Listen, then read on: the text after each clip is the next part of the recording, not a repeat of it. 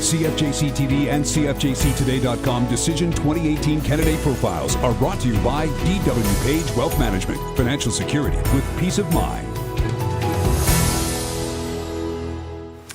Welcome to Midday. We start the show off today with our first Decision 2018 Midday special segment. So we're going to be doing this over the next 7 Midday segments. So today, tomorrow, and then next week as well. We're talking to the candidates and the mayoral hopefuls for this year's civic election. So we are joined by Dennis Giesbrecht, Donovan Cavers, and Dieter Duty. Thank you, gentlemen, for being here. Thank you. And being the first on the show. No problem, the guinea pigs. Yeah, the guinea pigs. We're going to see how this goes. Here's what we're going to do. So basically, we have a little envelope here of random questions. They're nothing hard-hitting, don't worry. But we thought it would be fun to just do a random question, and you can each answer it. You'll each get about 30 seconds or so to answer the same question. And then at the end, after everybody has had a chance to respond, we can do a bit of a rebuttal if you feel like you want to do that. So, yeah, are you ready? Are you nervous? Okay, I don't even know which one is coming out here. I just want to show everybody. This is very random, okay? So here's the question for the first 3 candidates on our election segment here. Do you think taxes are being spent where they should be? So do you want to start, Dennis? Sure. All right. Excellent question. First of all, the tax rate increases every year. We've become pretty comfortable with a 2% rate. We have to really be careful with that, because if we see continual growth, it's outstripping a lot of incomes, so we got to be careful. Are they being spent in the right places? I'd say for the majority, yes, but there's always efficiency improvements we can find in the system. That will include engagement with the frontline staff, maybe adopting best practices from other cities. Maybe it's a technology improvement. I think we can do better, and I think we can. Excellent. Donovan, what do you think? I think for the most part, like Dennis said, around 2% is good because of inflation. You know, unless we can call up the governor of the Bank of Canada and tell him, 2% inflation rate doesn't work for us anymore. We have to keep pace because the value or the buying power of a dollar loses 2% every year. So if we want to maintain the services as we have them now, we need to have around a 2% rate.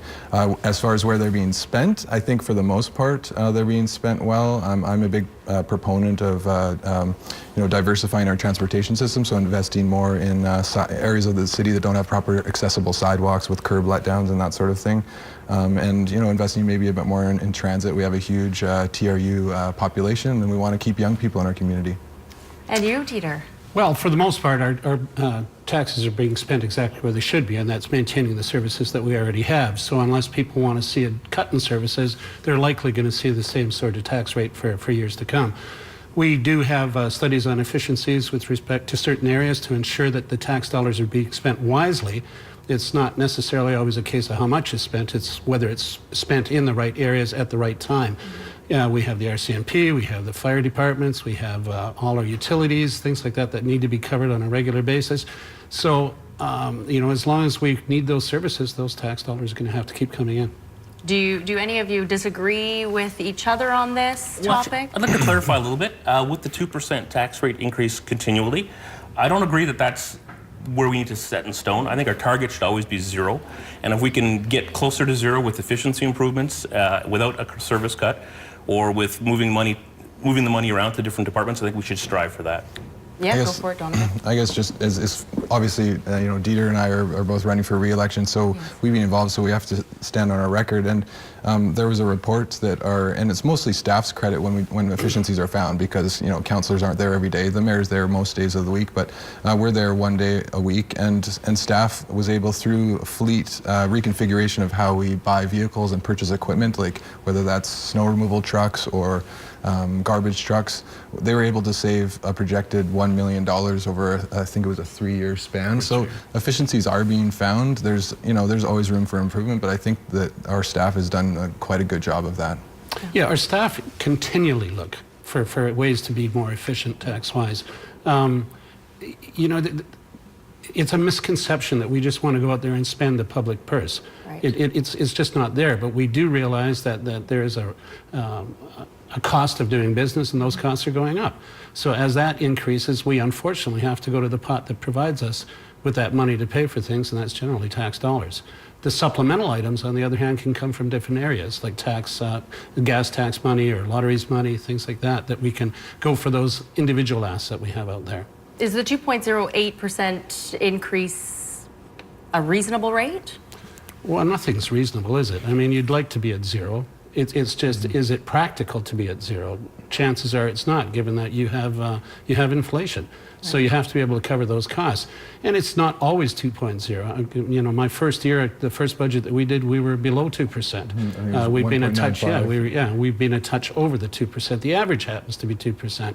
But we're still, I believe, the second best in the province with respect to that. I actually had a proposal at the end of my first term, and that was to set the tax rate for the entire term at 2%. Okay. And basically, it's a reversal budget process where you know what the end result is already, and you have to work within that. Basically, you're creating a puzzle. You know what the frame is, and 2% is the frame, because that's, you know, reasonably in Canada what you have to work with, and then you build the puzzle based on what the community wants. Nobody really went for that because, you know, saying we're going to have 2% for 4 years wasn't necessarily the most popular idea, but I'd like to, you know, revisit that kind of concept. Maybe that's, you know, 1.75%. Then we have to, like, you know, remove a few puzzle pieces or that kind of thing. But Well, the unfortunate thing is that governments are the only businesses out there that actually generate their own revenue. They can decide how much they're taking in. Most corporations cannot do that. So we have to be even more careful with the money and more responsible with the money. yeah, exactly. But at the same time, you know, community members decide where they're going to live. You know, people to some degree, you know, higher income people are definitely more mobile, so they can decide if they want to live in Vancouver or Kamloops or Kelowna. But you basically become, you know, a member like you would of a club or something when you go to a community. So we want to make sure that we're keeping people here, but they do have the ability to, you know, as like a client of the city to move elsewhere. So, but we have to always keep that in mind. I'll have to stop you there, gentlemen. That's our time. Thank you so much. Thank you. Very much for being the first on our Decision 28 midday coverage. Tomorrow we will have the mayoral hopefuls, the two mayoral candidates, William Turnbull, of course, Ken Christian as well. Yeah, so tune in for that. And you can, of course, check out more information about the civic election coming up October 20th and find the candidate profiles and much more on our website, cfjctoday.com. We're back in 2 minutes. Stay with us.